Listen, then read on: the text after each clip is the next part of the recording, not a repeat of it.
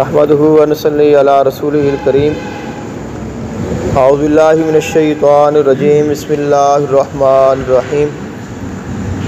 الصلاۃ والسلام علیک یا سیدی یا رسول اللہ وعلی آلک واصحابک واہل بیتک یا سیدی یا نور اللہ۔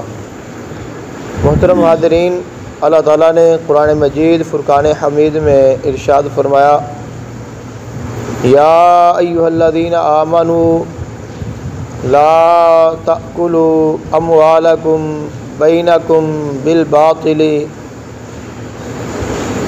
اے ایمان والو، آپس میں ایک دوسرے کے مال ناجائز طریقے سے نہ کھایا کرو۔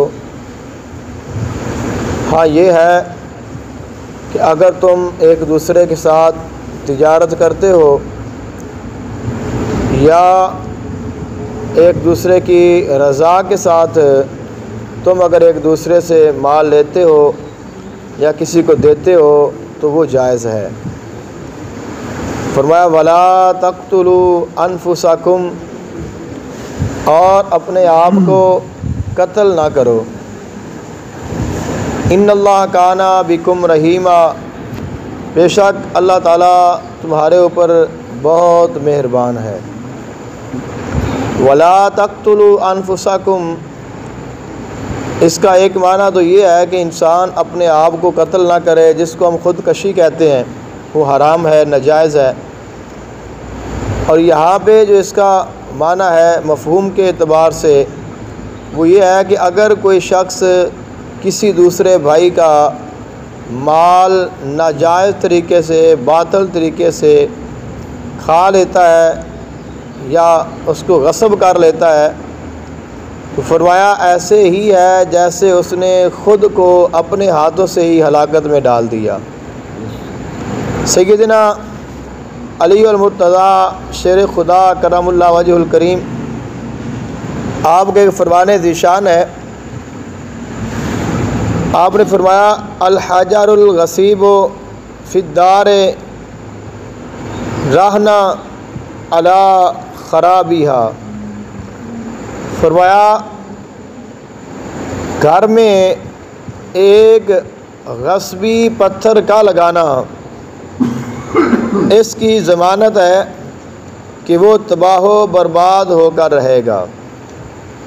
غصبی پتھر، اس کے بارے میں یہ بڑا معروف ہے۔ تو مولا علی مشکل کشا نے ارشاد فرمایا اپنے گھر میں ایک غصبی پتھر لگانا اس بات کی ضمانت ہے کہ وہ گھر تباہ و برباد ہو کر رہے گا۔ تو یہ غصبی پتھر کیا ہے؟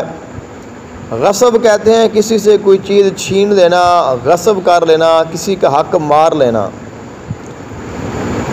اور پہلے زمانے میں اور اس دور میں جو گھر ہوتے تھے وہ چونکہ پتھر کے ہوتے تھے، پتھر کی دیواریں، پتھر کے مکان۔ تو فرمایا اگر کوئی مکان بنا رہا ہے، کوئی دیوار بنا رہا ہے یا اپنے گھر میں ویسے ہی کسی نے کسی کا ایک پتھر غلط طریقے سے، ناجائز طریقے سے غصب کر کے اپنے مکان میں شامل کر لیا تو فرمایا وہ ایک پتھر یہ اس کی تباہی اور بربادی کا سبب بن جاتا ہے۔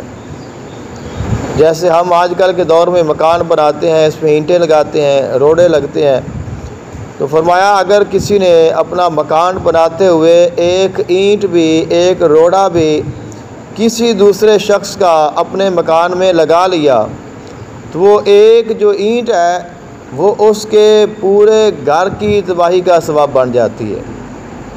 یعنی ابتدا میں تو یہ ہے کہ انسان کو لگے گا کہ میں نے بڑا کمال حاصل کر لیا ہے، اتنے پیسے میرے بچ گئے ہیں، لیکن فرمایا کہ ایک دن ایسا آئے گا کہ کبھی نہ کبھی کسی نہ کسی اعتبار سے وہ ایک جو اینٹ ہے یا پتھر ہے اس گھر کی تباہی کا سبب بن جائے گا۔ تو اس لیے مولا علی نے فرمایا کہ غصبی پتھر جو ہے وہ جس گھر میں ہوتا ہے وہ اس بات کی ضمانت ہے کہ وہ تباہ و برباد ہو کر رہے گا۔ تو خالق کائنات نے ارشاد فرمایا کہ ایک دوسرے کا جو حق ہے وہ آپ نے باطل طریقے سے غصب نہیں کرنا، کھانا نہیں، مارنا نہیں ہے، کیونکہ یہ مال جو ہے، دولت جو ہے، کسی کا حق جو ہے وہ مارنا ایسے ہی ہے جیسے کسی نے اپنے آپ کو اپنے ہاتھوں سے ہی ہلاکت میں ڈال دیا ہو۔ حالانکہ اللہ تعالیٰ یہ نہیں چاہتا کہ میرا کوئی بندہ پریشان ہو یا وہ تباہ و برباد ہو یا وہ ہلاک ہو، کیونکہ فرمایا ان اللہ کان بکم رحیما، اللہ تعالیٰ تمہارے اوپر بڑا مہربان ہے۔ لیکن فرمایا اس کے باوجود بھی اگر کوئی خود ہی اپنے آپ کو ہلاکت میں ڈالے گا تو پھر اسے کوئی نہیں بچا سکے گا۔ دعا ہے اللہ تعالیٰ عمل کی توفیق عطا فرمائے۔ افضل ذکر لا الہ